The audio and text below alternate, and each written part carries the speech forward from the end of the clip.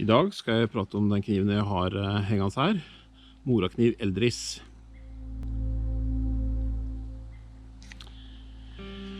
Morakniv Eldris er en kniv fra Mora. Den er som andre morakniver, utført med plastikk slire og plastikk håndtak. Den håndtaket har plastikk i midten her, og så er det litt mer gummiert rundt på sidene. Håndtaket har den typiske tollekniv- eller moraformen.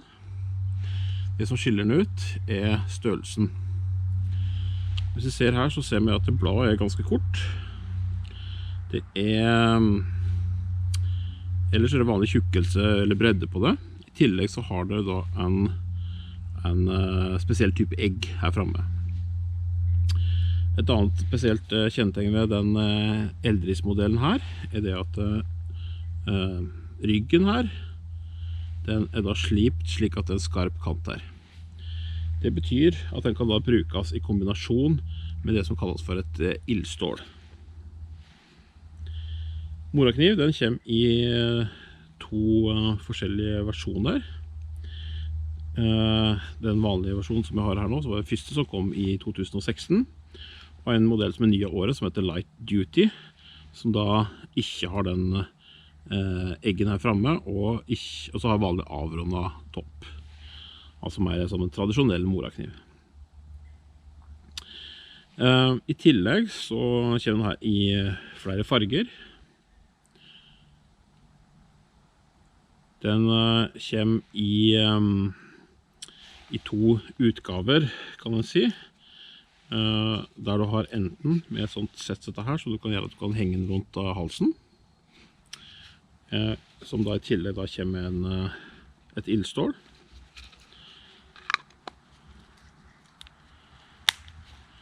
Og i en versjon uten noe sånn opphenging, som er bred nok for å være en form for lommekniv. Eller eventuelt der det måtte oppbevare den ellers. For eksempel i ryggsekk og den slags. Det som er unikt med den kniven her, er da størrelsen på den. Det at den er såpass kort som den er, gjør at den er velegnet til en del oppgaver, og selvfølgelig mindre egnet til andre oppgaver. Det som jeg liker å bruke denne kniven til, er til slakting av for eksempel elg.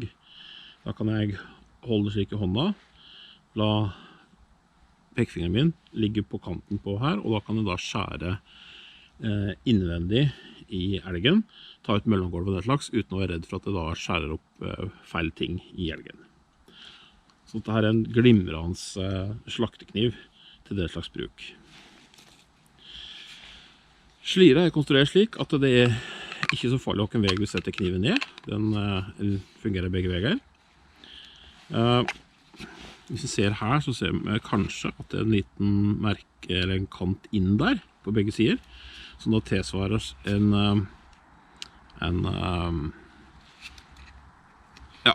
liten rand på innsiden her, så gjør at du da fester den på den måten. Så det betyr at den ikke er så lett detter ut. Men det er klart det at i og med at det er plastikk, så vil det slites ut etter hvert, så at på sikt så vil den her bli raklet, og til slutt så vil den da ikke holde lenger. Og i den sammenhengen der så har den da, finnes det da en versjon her som er beregnet for å ha rundt halsen, der du har en sånn spenne med lærgreit å ha over her, slik at den ikke detter ut. Den der her, det er da kommer også med en snor, og altså da en telstål, som man da kan bruke kniven på. I og med at du har en 90 graders vinkel skarp 90 graders vinkel på ryggen, så er det ikke så veldig vanskelig også å tenne opp med Eldris. For eksempel om du da bruker bjørkenever,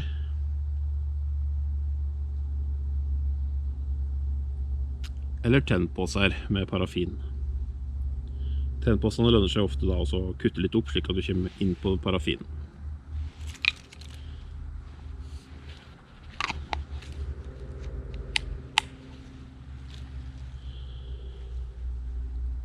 Det lønner seg da selvfølgelig også å feste den snora på en sånn måte at den lar seg rett gå av hvis den da skulle henge seg opp i noe.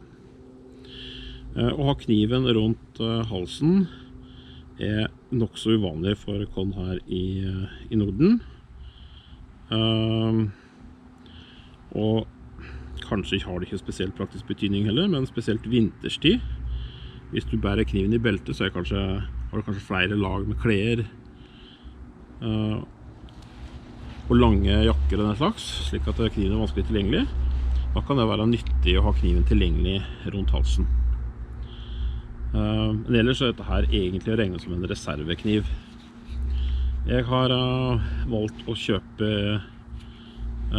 inn i kniven her faktisk i alle fargene som er tilgjengelig.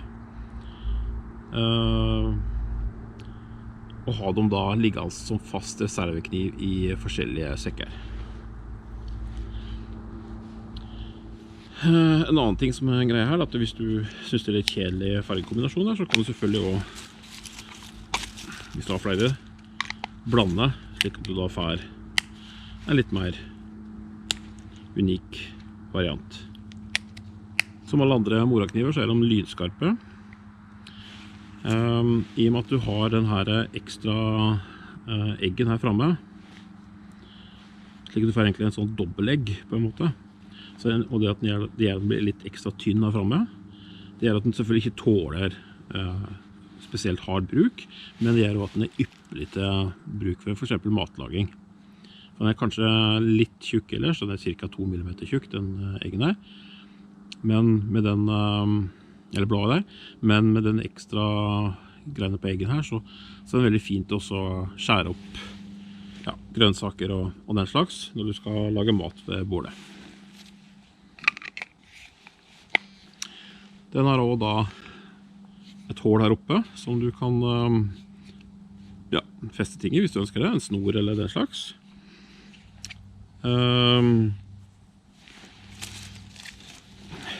Du har også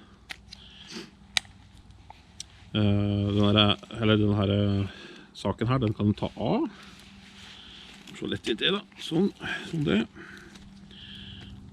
Og da får du må sette den på når du kjøper det settet, for du kjøper kniven for seg selv, og så denne greiene her følger da med som et eget sett, så du må montere opp.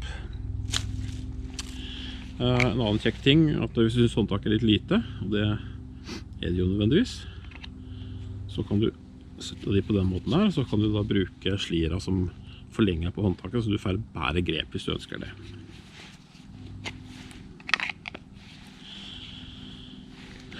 Eldris er en veldig kjekk kniv å ha, som en backup-kniv, ekstra kniv, liggende i sekken, slik at om du skulle miste hovedkniven din, så har du alltid en ekstra liggende. Jeg har alltid en sånn kniv liggende i oppnøringssettet mitt, og jeg har som sagt liggende i de fleste sekkene jeg har liggende, slik at jeg slipper å tenke på at jeg har glemt å ta med kniv, eller eventuelt skulle miste kniven hvis jeg var ute. Eller den skulle for eksempel bli ekstra sløv da, av en eller annen grunn. Så det jeg bruker Eldris som en backup-kniv, eventuelt å ha rundt halsen vinterstid, slik at jeg har lett tilgjengelig kniv. Og ellers så bruker jeg til spesialoppgaver, oppnøring og eventuelt matlaging.